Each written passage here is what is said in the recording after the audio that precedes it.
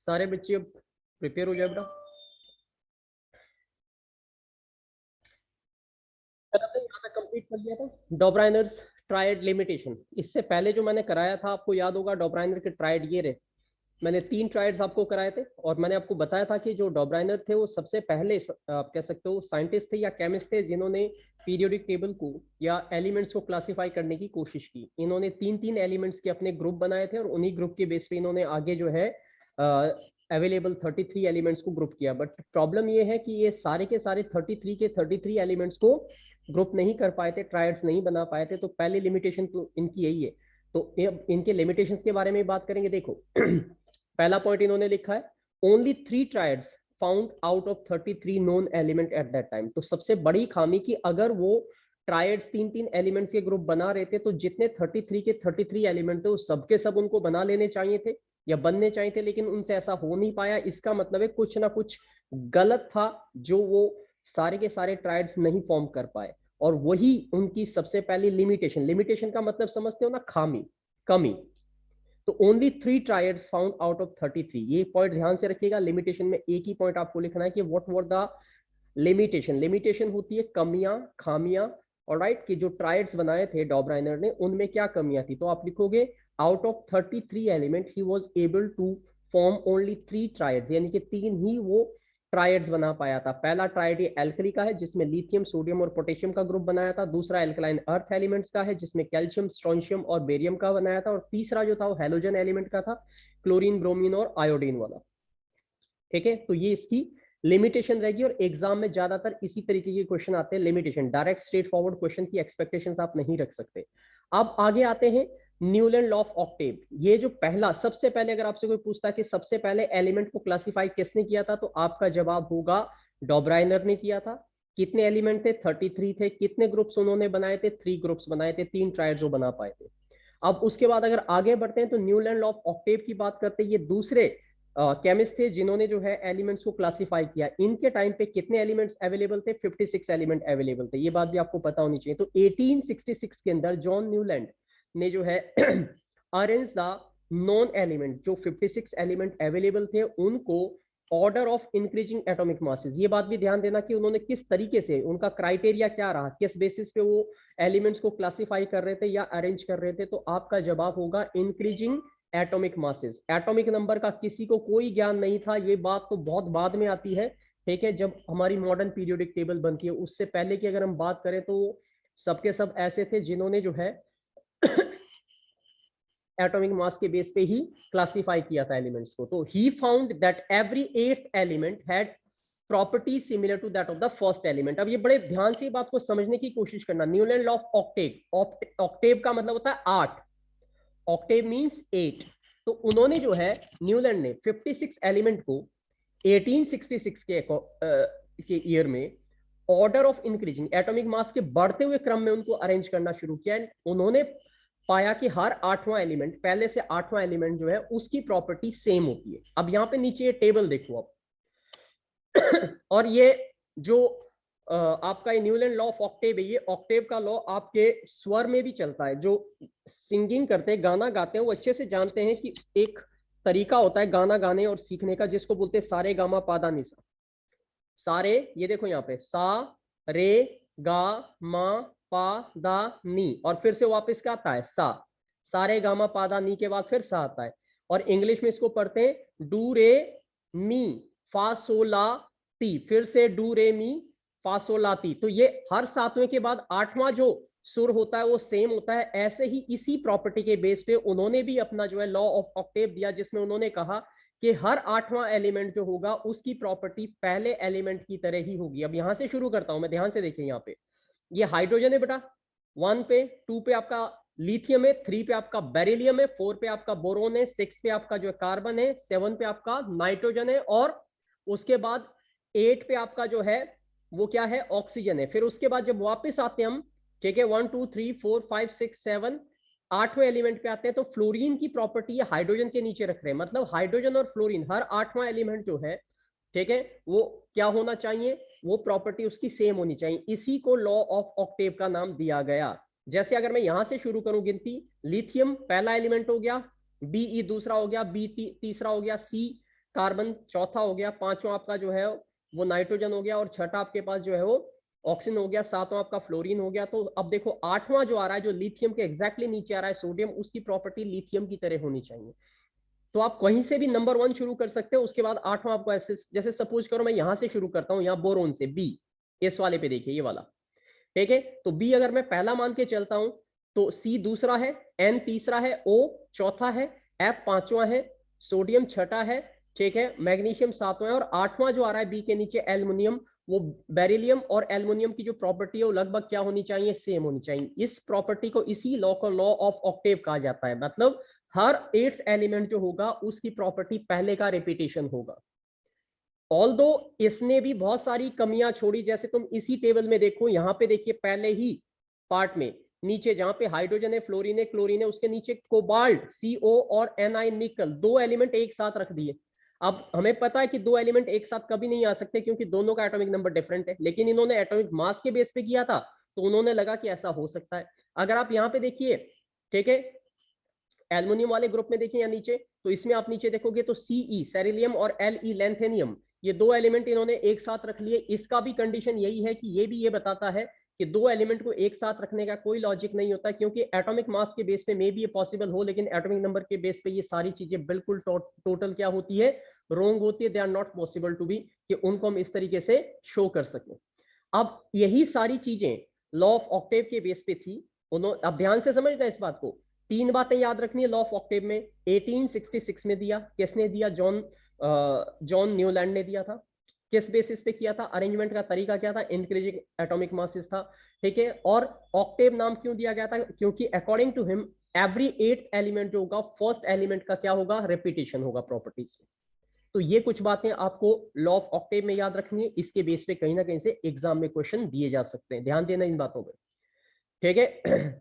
उसके बाद अब आगे देखें, न्यूलैंड लॉ ऑफ ऑक्टेव में लिमिटेशन, खामियां। अब इन्होंने लॉ तो दे दिया, लेकिन इनकी कमियां क्या थी, तो कमियां मैंने ऑलरेडी आपको अभी अभी गिनवा दी है सारी की सारी, फिर भी एक बार दोबारा देख लो। 3 लिमिटेशंस थी, 3 आप कह सकते हो limitations were there, that was according to law of octave. First, law of octave was applicable up to calcium. अब देखिए 56 एलिमेंट थे, लेकिन ये सिर्फ कैल्शियम तक ही अप्लाई था। कैल्शियम कहां पे, ये रहा, ये दिख रहा है तुम्हें, ये कैल्शियम है यहाँ पे, ये वाला जहां पे रेड कलर का टिक लगा हुआ है नीचे, यहीं तक ये इतने ही एलिमेंट पे ये लॉ काम करता था। दूसरा, new element discovered later whose properties did not fit into the law of octave. बाद में जो नए एलिमेंट डिस्कवर हुए, उनकी प्रॉपर्टीज लॉ ऑफ ऑक्टेव में कहीं फिट नहीं होती थी। तीसरी कमी जो थी, third limitation, that was Newland adjusted 2 element in the same slot, कि न्यूलैंड ने दो दो एलिमेंट को एक साथ रखा। जैसे नीचे आप बॉक्स में देखिए, कोबाल्ट और निकल को एक साथ रखा, सेलेनियम और लैंथेनियम को एक साथ रखा, और ये चीजें, ठीक है, किसी भी एंगल से फिट नहीं हो सकती, बिकॉज मॉडर्न पीरियोडिक टेबल इस चीज को पूरी तरीके से डिस्कार्ड करती है, खारिज करती है। तो ये थी 3 लिमिटेशन। लिमिटेशन याद रखिएगा, ज्यादातर एग्जाम में क्वेश्चन लिमिटेशन से ही जुड़े हुए आते हैं। What were the limitation of the law of Octave, तो आपको पता होनी चाहिए, every student should know them, ठीक है। यहां तक क्लियर हो गया होगा सबका। अब मैं अगली स्लाइड पे आपके तो देखिए, yes sir. Alright, question time पे देखो, कुछ सवाल इसी से जुड़े हुए कि did Dobereiner's triad also exist in the column of Newland octave. क्या डॉब्राइनर के जो ट्रायड थे वो न्यूलैंड के इस कॉलम के अंदर भी फिट होते? तो डॉब्राइनर के ट्रायड याद कीजिए, लिथियम, सोडियम और एक क्या था हमारे पास, पोटेशियम। तो अगर आप ध्यान से देखोगे तो शायद इक्का दुक्का कहीं ना कहीं थोड़ा बहुत मिल सकता है, बट बहुत ज्यादा मैच नहीं होता, एक आधा ट्रायड इसमें पॉसिबल है। उसके बाद अगला क्वेश्चन है, A B and C are the element of Dobereiner triad. मान लो 3 एलिमेंट है, यानी कि डॉब्राइनर ट्रायड का एक ग्रुप हमने ले लिया, ए बी सी 3 एलिमेंट का। If atomic mass of A जो है 7 है and that of the C जो है वो 39 है, तो what is the atomic mass of B? अब ये कितने बच्चों को कल बात समझ में आई थी कि उसने जो ट्रायड बनाए थे उसमें उसने क्या कहा था कि अगर ए बी सी 3 एलिमेंट है बेटा, तो ए का मास प्लस में सी का मास इज इक्वल टू क्या होगा, बी का मास, ठीक है ना। तो अब यहाँ पे देखो, ए का मास हमारे पास 7 है, सी का हमारे पास 39 है, दोनों को ऐड 23 आएगा 46, तो यानी कि ये बी क्या होगा, 26। ऐसे क्वेश्चन आपके एग्जाम में लॉजिकल वे में आएंगे। बात समझ में आ रही है मेरी, ठीक है, समझ पा रहे हो? इस तरीके से ट्रिकी से जाते हैं, बहुत आसान सी चीजें होती है। देखिए, इसमें कंडीशन ये कि ए और सी का जो मास होता है ठीक है, उसका जो एवरेज अगर हम निकाले, एवरेज में हमने 2 एलिमेंट का मास लिया तो 2 से डिवाइड करेंगे तो उसका एवरेज जो है वो बी का यानी कि सेंटर वाले का मास बनता है। तो that is how you can see. ये देखो यहाँ पे अगर मैं इसको करूं तो ये 46 को 2 से डिवाइड करने पे आपको कितना मिलेगा? 23। Got it? ऐसे क्वेश्चन आपसे पूछे जा सकते हैं। अब शुरू करेंगे हम तीसरे साइंटिस्ट की बात। हमने 2 को पढ़ लिया है। सबसे पहले हमने डॉब्राइनर की बात की, याद रखना। सबसे पहले एलिमेंट का क्लासिफिकेशन किसने शुरू किया था? डॉब्राइनर ने। कितने एलिमेंट थे? 33। कितने वो ग्रुप बना पाया था? सिर्फ 3 ग्रुप बने थे, बाकी नहीं कर पाया था। उसके बाद मैंने आपको बताया लॉ ऑफ ऑक्टेव। ऑक्टेव का लॉ क्या बताता है कि हर 8वें एलिमेंट की प्रॉपर्टी पहले एलिमेंट का क्या होगा? रिपीटेशन होगा। उस टाइम पे कितने एलिमेंट थे? 56 थे। वो कहां तक कर पाया था? सिर्फ कैल्शियम तक कर पाया था। ठीक है, ये खामियां थी उसकी। दूसरी खामी क्या थी कि वो 2-2 एलिमेंट को एक ही ग्रुप में रख रहा था। ऑलराइट, अब जो तीसरे हम साइंटिस्ट की बात करेंगे जिन्होंने क्लासिफिकेशन किया एलिमेंट्स का, ठीक है, तो पहले वाले ने जो कमियां छोड़ी वो दूसरे वाले ने थोड़ी ठीक कर दी, दूसरे वाले ने जो कमियां छोड़ी वो तीसरे वाला यानी कि मेंडलीव पूरी करेगा, और जो तीसरे में कमी रह जाएगी वो लास्ट में जो मॉडर्न पीरियोडिक टेबल बनेगी हमारी, ठीक है, वो उसे कंप्लीट करेगा। तो मेंडली पीरियोडिक टेबल की बात करते हैं। ये भी तुम्हारा सब, अगर तुम चाहो तो अपनी एनसीईआरटी की बुक से भी चीजें देख सकते हो, वहां पे चीजें आपको मिलने वाली है। जिट ये एनसीईआरटी के पॉइंट ऑफ व्यू से करा रहा हूं मैं। देखिए मेंडलीव के टाइम पे जो एलिमेंट्स थे बेटा वो थे 63। ये बातें सबसे पहले तो ये बातें आपको पता होनी चाहिए कि कितने एलिमेंट्स अवेलेबल थे। तो उस टाइम तक 63 एलिमेंट डिस्कवर हो चुके थे जब मेंडलीव ने पीरियोडिक टेबल बनानी शुरू की। तो 1869 के अंदर Mendeleev arrange on the basis of their fundamental property the atomic mass and also on the similarity of the chemical property. तो उन्होंने भी यही फंडा अपनाया। कौन सा फंडामेंटल प्रॉपर्टी? एटॉमिक मास के बेस पे। तो मेंडलीव ने भी वही गलती की जो पहले के 2 लोग कर रहे थे, इसीलिए उसकी भी जो पीरियोडिक टेबल बनी वो उतनी ज्यादा अच्छी नहीं बनी। हालांकि पीरियोडिक टेबल जो मॉडर्न पीरियोडिक टेबल है उसका पूरा ताना बाना मेंडलीव पीरियोडिक टेबल से लिया गया है, लेकिन क्योंकि वो एटॉमिक मास के बेस पे थी इसलिए उसमें बहुत सारी कमियां थी जिनको रेक्टिफाई करना पड़ा। तो 1869 ईयर याद रखना है, मेंडलीव नाम याद रखना है, फंडामेंटल प्रॉपर्टी जो उन्होंने पीरियोडिक टेबल बनाने के लिए यूज की एटॉमिक मास था। तीनों का कॉमन यही है अभी तक, ठीक है। एंड ऑल्सो सिमिलरिटी ऑफ, और उन्होंने जो केमिकल प्रॉपर्टी जिन एलिमेंट्स की सेम थी उनको एक ही ग्रुप में रखने की कोशिश की। तो उन्होंने ग्रुप और पीरियड्स बनाए। अब यहां पे आगे देखते रहिएगा और मेरी बात को समझिएगा। देखिए उन्होंने कहा कि अगर हाइड्रोजन ऑक्सीजन के साथ रिएक्शन करेगा तो हाइड्रोजन ऑक्साइड बनाएगा यानी कि वाटर बनाएगा। अगर वो किसी और रेशो में करेगा तो कुछ और रेशो बनेगी। जैसे H के साथ किया तो सिंपल HX हो जाएगा, H2 के साथ करेगा तो XH2 हो जाएगा, 3 के साथ करेगा तो XS3 हो जाएगा। इस तरीके से इन्हीं कंडीशन पे कि ये प्रॉपर्टी, क्योंकि इसकी प्रॉपर्टी X की प्रॉपर्टी हाइड्रोजन के साथ मैच होती है, तो हम ये कह सकते हैं कि ये एक ही जैसी केमिकल प्रॉपर्टी रख रहे हैं, तो उनको हम एक ग्रुप में रख सकते हैं। बट ये फंडा उनका बहुत ज्यादा कामयाब नहीं था। इन बातों को समझना बेकार है। हाइड्राइड और ऑक्साइड की कंडीशन जो है, क्योंकि जितनी भी हम बातें पढ़ने वाले हो सबकी सब उन्होंने सिर्फ बताई, हमें जाननी है, बट उनमें कोई भी सच्चाई इतनी ज्यादा नहीं थी कि हम उसको मॉडर्न पीरियोडिक टेबल के साथ कंपेयर कर सके। ऑब्जर्वेशन देखो, उन्होंने जो ऑब्जर्वेशन की, उन्होंने कहा कि देयर अगर ए periodic recurrence of element with similar physical and chemical property. Mendeleev ने भी इसी बात को नोटिस किया क्योंकि वो भी एटॉमिक मास के बेस पे ही सारी केमिकल प्रॉपर्टी को स्टडी कर रहे थे। उन्होंने कहा कि अक्रेंस, अक्रेंस मतलब होता है, पीरियोडिक रेफरेंस मतलब जितने भी एलिमेंट है उनकी फिजिकल और केमिकल प्रॉपर्टी में कहीं ना कहीं मैच होता है। कुछ केमिकल, कुछ एलिमेंट ऐसे हैं जिनकी केमिकल प्रॉपर्टी मिलती जुलती होती है या फिजिकल प्रॉपर्टी मिलती जुलती होती है। तो इसी बेसिस पे, on the basis of the Mendeleev formulated A periodic law, इसके बेसिस पे उन्होंने एक लॉ बनाया, ठीक है। और इस लॉ को आप लर्न कर लेंगे बिकॉज ये 1 नंबर का लॉ एग्जाम में पूछा जाएगा, ठीक है। और क्वेश्चन आएगा स्टेट मेंडली पीरियोडिक लॉ, तो आप लिखोगे स्टेटमेंट में इसकी कि इट स्टेट दैट, ये जो कॉमा शुरू हो रहा है ये इसकी एग्जैक्ट स्टेटमेंट है लॉ की, that the properties of elements are periodic function of their atomic masses. अब ये जो लॉ है ना, थोड़ी देर के बाद इसी लॉ को मैं बदल दूंगा और इसी लॉ के अंदर एक वर्ड चेंज करूंगा मैं। लास्ट का वर्ड देखो, एटॉमिक मासेस। इस एटॉमिक मासेस में से हम मासेस को हटा देंगे और एटॉमिक नंबर लिख देंगे, तो ये मॉडर्न पीरियोडिक लॉ हो जाएगा। ध्यान से सुनना मेरी बात, ठीक है। मेंडली पीरियोडिक लॉ क्या बताता है? ये बताता है that the properties of elements are periodic function of their atomic masses, की जो प्रॉपर्टीज होती है एलिमेंट की वो उनके एटॉमिक मासेस के आधार पे बनती है। लेकिन जो मॉडर्न पीरियोडिक टेबल कहती है वो कहती है the property of element are periodic function of their atomic numbers. बस एक वर्ड चेंज हो जाएगा, मास की जगह पे नंबर आ जाएगा, और ये मॉडर्न पीरियोडिक लॉ या मॉडर्न पीरियोडिक टेबल को सिग्निफाई करेगा। तो इस लॉ को हर एक बच्चे को बहुत अच्छे से याद रखना है। अगर इसमें पूछा जाता है स्टेट मेंडली पीरियोडिक लॉ, तो आप बोलोगे the properties of elements are periodic function of their atomic masses, this is called Mendeleev periodic law. और अगर आपसे पूछा जाएगा स्टेट मॉडर्न पीरियोडिक लॉ, तो आप क्या बोलोगे?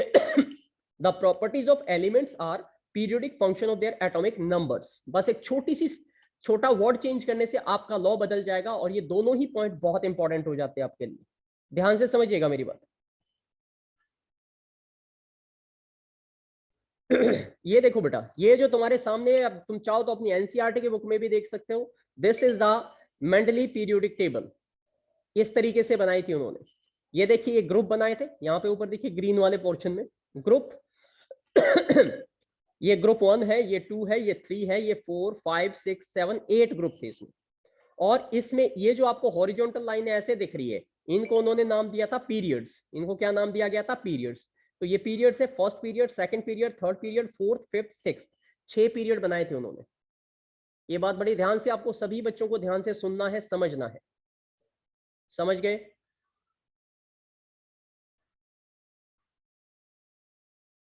तो ये थी आपकी मेंडली पीरियोडिक टेबल। हालांकि इसके अंदर से आपका डायरेक्टली कुछ नहीं पूछा जाएगा, बट आपको पता होना चाहिए कि कैसी बनी थी। तो अब जो हमारी मॉडर्न पीरियोडिक टेबल आएगी, उसके अंदर ये मेंडली पीरियोडिक टेबल का ही ढांचा मतलब कि ग्रुप और ये जो पीरियड वाला सिस्टम है वो वहीं से लिया गया है। ओके, अब मैं आगे थोड़ा सा इसको समझाने की कोशिश करता हूं कि अचीवमेंट। अब इससे पहले 2 केमिस्ट की हमने बात की जिन्होंने पीरियोडिक क्लासिफिकेशन करने की कोशिश की। इसमें सबसे पहले डॉब्राइनर थे, दूसरे नंबर पे आपके ऑक्टेव थे। ठीक है, लेकिन सवाल ये नहीं है, सवाल ये है कि सबसे ज्यादा जो फेमस हुए, जिनकी पीरियोडिक टेबल को काफी ज्यादा वैल्यू दी गई, वो थी मेंडलीव की periodic table. Modern periodic table बनने से पहले मेंडलीव की पीरियोडिक टेबल को काफी ज्यादा इंपॉर्टेंस दी गई। ध्यान से समझना, इसीलिए इसको कहते हैं what were the achievement of the Mendeleev periodic table. तो ये आंसर है इसका, predicted existence of some element that we not discovered at that time. For example, gallium, scandium, germanium. ये तीनों एलिमेंट के नाम हर एक बच्चे को याद रखने। इन्हीं को हम एका एल्युमिनियम, एका सिलिकॉन, इस तरीके के नाम से जानेंगे। ध्यान से सुनिएगा इस बात को, यहां से क्वेश्चन बहुत फ्रीक्वेंटली पूछा जाएगा। ये बहुत इंपॉर्टेंट पॉइंट है यहाँ वाला। तो अचीवमेंट जो थी मेंडलीव पीरियोडिक टेबल की, वो ये थी कि उन्होंने कुछ ऐसे एलिमेंट को के एग्जिस्टेंस को प्रिडिक्ट किया जो उस टाइम पे डिस्कवर ही नहीं हुए थे। जैसे गैलियम, उनके टाइम पे जब उन्होंने अपनी पीरियोडिक टेबल बनाई थी, तो गैलियम का कोई उस टाइम पे कोई वैल्यू नहीं थी। वैल्यू का मतलब है उसके बारे में कोई जानकारी नहीं थी, या गैलियम जैसा कोई एलिमेंट उस टाइम पे एग्जिस्टेंस में नहीं था। ना ही स्कैंडियम था और ना ही जर्मेनियम था। तो ऐसा कोई भी एलिमेंट उस टाइम पे जो है वो एग्जिस्टेंस में नहीं था। ध्यान से सुनना मेरी बात। तो आप देखो यहाँ पे इन्होंने बताया अपने पीरियोडिक टेबल के अंदर इन्होंने कुछ खाली जगह छोड़ दी। खाली जगह का मतलब है गैप छोड़े उस टेबल के अंदर, कुछ खाने उन्होंने खाली छोड़ दिए, और उन्होंने बताया कि ये एलिमेंट अभी अवेलेबल नहीं है, बट इन फ्यूचर ये एलिमेंट जब डिस्कवर होंगे तो इनकी ये प्रॉपर्टी होगी, और ये इस जगह पे इन बॉक्स के अंदर अपनी जगह बनाएंगे। और ये बात जो थी उसकी मेंडलीव पीरियोडिक टेबल के अंदर मेंडलीव की, ये बहुत ज्यादा एक्यूरेट थी, क्योंकि बाद में जब वो एलिमेंट सच में डिस्कवर हुए तो उनकी प्रॉपर्टी बिल्कुल वही थी जो उसने बताई थी। अब ध्यान से सुनना, प्रॉपर्टी के अकॉर्डिंग अगर देखें तो प्रॉपर्टी थी एटॉमिक मास। ठीक है, उसको नाम उन्होंने पहले ही दे दिया था कि ऐसा कोई एलिमेंट आएगा, तो एल्युमिनियम के अगले वाले एलिमेंट का नाम एका एल्युमिनियम उन्होंने रखा। इसका एटॉमिक मास 68 था। ठीक है, और उसकी जगह पे जो डिस्कवर हुआ वो गैलियम था, जो लगभग ये देखो 68 और ये 69.7 है, बहुत थोड़ा सा फर्क था। फॉर्मूला जब ये ऑक्सीजन के साथ रिएक्शन करेगा तो E2O3 बनाएगा, और गैलियम भी जब ऑक्सीजन के साथ रिएक्शन करता है तो ये देखो Ga2O3 ही बनाता है। उसके बाद उन्होंने कहा कि अगर वो क्लोरीन के साथ रिएक्शन करेगा तो उसका फॉर्मूला ECl3 होगा, और अगर हम E को गैलियम माने, Ga माने, तो GaCl3 होता है। तो ये प्रॉपर्टी जो उन्होंने दुनिया को बताई वो बहुत ज्यादा एक्यूरेट थी, यानी कि ये एलिमेंट गैलियम, स्कैंडियम, जर्मेनियम तब डिस्कवर्ड नहीं हुए थे जब मेंडलीव ने अपनी पीरियोडिक टेबल बनाई थी, लेकिन उसके बावजूद भी उन्होंने इन एलिमेंट्स की प्रिडिक्शन पहले ही कर दी थी कि ऐसे एलिमेंट आएंगे तो उनकी इस तरीके की केमिकल प्रॉपर्टी होनी चाहिए। समझ रहे मेरी बात? और याद रखना बेटा, ये चैप्टर इतना सिंपल भी नहीं है जितना तुम सोच के चल रहे हो। अगर आपने थोड़ा ध्यान ना दिया तो फिर ये कहानी आपके समझ से बाहर हो जाएगी। और अगर तुम अभी सैंपल पेपर उठा के देखोगे जो अभी अभी लॉन्च हुए, उसके अंदर इस चैप्टर के अंदर से काफी सारे सवाल आ रहे हैं, कम से कम 4 क्वेश्चन आने इस चैप्टर के अंदर से। ठीक है, ध्यान से सुनना मेरी सारी बातें। अब achievement of Mendeleev periodic table के अंदर मैं सारी बातें आपको बताने वाला हूं, क्या क्या अचीवमेंट थी और किस तरीके से थी। देखिए, he predicted the existence of some element that were not discovered at that time. अभी अभी मैंने आपको बताया कि उसने कुछ ऐसे एलिमेंट की प्रिडिक्शन की जो उस टाइम पे डिस्कवर नहीं हुए थे। और वो कौन कौन से एलिमेंट थे जो डिस्कवर नहीं हुए थे और उनकी प्रॉपर्टी उन्होंने पहले ही बता दी थी। वो थी गैलियम, स्कैंडियम और जर्मेनियम, ये तीनों नाम आपको याद रखने, क्वेश्चन आएगा।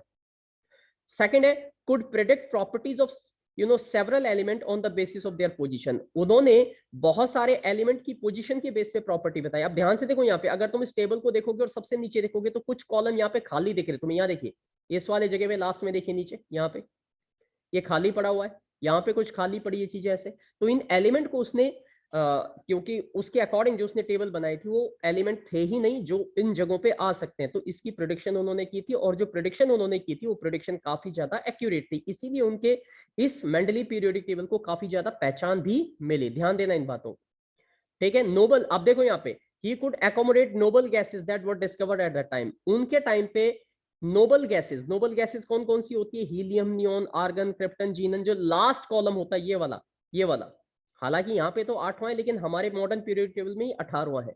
इसके अंदर, ठीक है, जो नोबल गैसेस आती है उनकी प्रिडिक्शन का भी उसने थोड़ा बहुत आइडिया दुनिया को देना शुरू कर दिया था, ठीक है। मेंडली पीरियोडिक टेबल की अब खामियां देखते हैं। ये तो हमने उनकी अचीवमेंट देख ली, ये क्वेश्चन 3 नंबर में आता है तो ऐसे ही आता है, what were the achievement and what were the limitation of the Mendeley periodic table. तो अचीवमेंट मैंने आपको बता दी, अब मैं बता रहा हूं लिमिटेशन की खामियां क्या थी। Position of isotopes could not B explain. Isotopes आपने 9th में पढ़े हुए। आइसोटोप्स क्या होते हैं? एक ही एलिमेंट के एटम्स जिनका एटॉमिक नंबर सेम होता है लेकिन मास नंबर डिफरेंट होता है, उनको बोलते हैं आइसोटोप्स। जैसे हाइड्रोजन के 3 आइसोटोप्स है, ठीक है, प्रोटियम, ड्यूटेरियम, ट्रिटियम। कार्बन के जो है लगभग 2 आइसोटोप है, C12, C13, C14, 3 है। क्लोरीन के भी ऐसे ही है। तो वो जो है आइसोटोप की पोजीशन को एक्सप्लेन नहीं कर पाए थे, क्योंकि अगर मास के बेस पे कर रहे थे तो मास के बेस पे ही तो आइसोटोप्स होते हैं, एटॉमिक नंबर तो सेम रहता है। जैसे यहाँ पे कार्बन का अगर ऊपर देखो तो यहाँ कार्बन का एटॉमिक नंबर 6 है, लेकिन इनका मास नंबर एक का 12 है, एक का 13 है, एक का 14 है, तो मास नंबर डिफरेंट है। और अगर ये अपना पीरियोडिक टेबल को जो मास के बेस पे बना रहे थे तो इनको अलग अलग पोजीशन में रखना चाहिए था। तो आइसोटोप्स उस जो है वो डिस्कवर नहीं हुए थे, बहुत बहुत बाद में डिस्कवर हुए थे, इसलिए वो इन चीजों के बारे में कोई जानकारी नहीं दे पाए। दूसरा पॉइंट देखो लिमिटेशन का, wrong order of atomic masses in some cases could not be explained. अब अगर ये इंक्रीजिंग एटॉमिक मास के बेस पे अपने सारे एलिमेंट को अरेंज कर रहे थे पीरियोडिक टेबल के अंदर, तो कई बार इन्होंने अपने पीरियोडिक टेबल में कुछ ऐसा किया, जैसे अगर आप ध्यान से देखोगे कोबाल्ट जिसका एटॉमिक मास होता है 58.9, ठीक है, और निकल बेटा जिसका एटॉमिक मास होता है 58.7। तो अब 58.7 छोटा हुआ और 58.9 बड़ा हुआ, लेकिन इन्होंने कोबाल्ट को पहले रखा और निकल को बाद में रखा।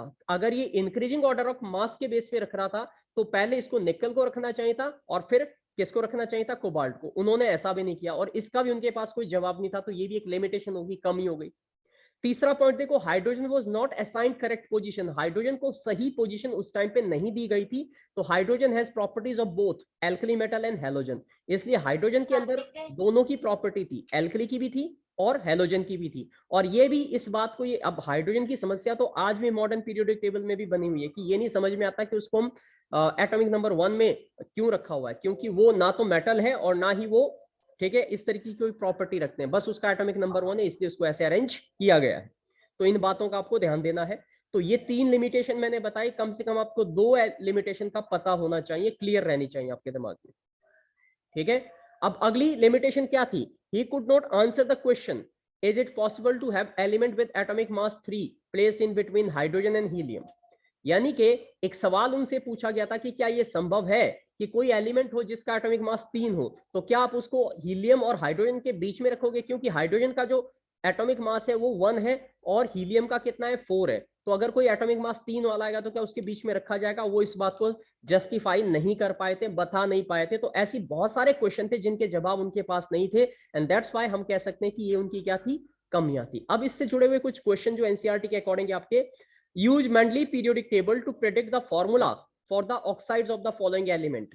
के पोटेशियम होता है, सी कार्बन है, एल एल्युमिनियम है बेटा, एस आई सिलिकॉन है और बी जो है बेरिलियम है, ठीक है, बेरियम है आई थिंक, बी ए कहां से दे रखा, बी ई होना चाहिए, ठीक है, एनीवे व्हाटएवर। तो ये use Mendeleev periodic table to predict the formula of the oxide. Oxide का मतलब है अगर ऑक्सीजन के साथ ये रिएक्शन करेंगे तो क्या बनाएंगे? कैल्शियम जो पोटेशियम है के, वो ऑक्सीजन के साथ रिएक्शन करेगा तो क्या बनाएगा? 9th में आपने सीख रखा है, पोटेशियम की वैलेंसी कितनी है? 2, ऑक्सीजन की भी कितनी है? 2, तो ये बनाएगा, ठीक है, के पोटेशियम की 1 होती है, ठीक है, तो ये बनाएगा K2 पोटेशियम ऑक्साइड। और कार्बन करेगा तो क्या बनाएगा? CO, ये बनाएगा CO2, एल्युमिनियम करेगा तो Al2O3 बनाएगा। ये कौन किसकी साउंड ऑन हो रही है?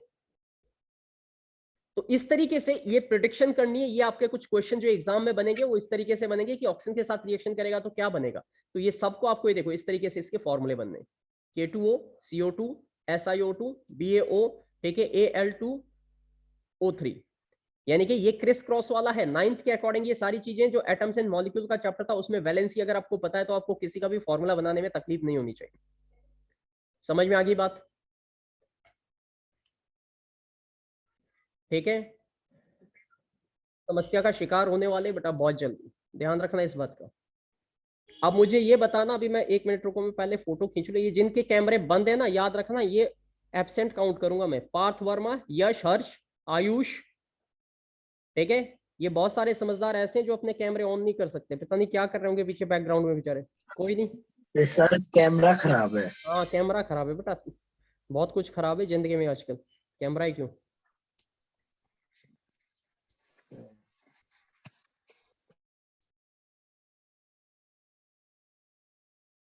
तुम्हारे ग्रुप पे फोटो भेज रहा हूँ, जिनके कैमरे ऑन है वो पता लग जाएगा कि कौन ऑन बैठा है कौन ऑफ बैठा है मेरे लिए।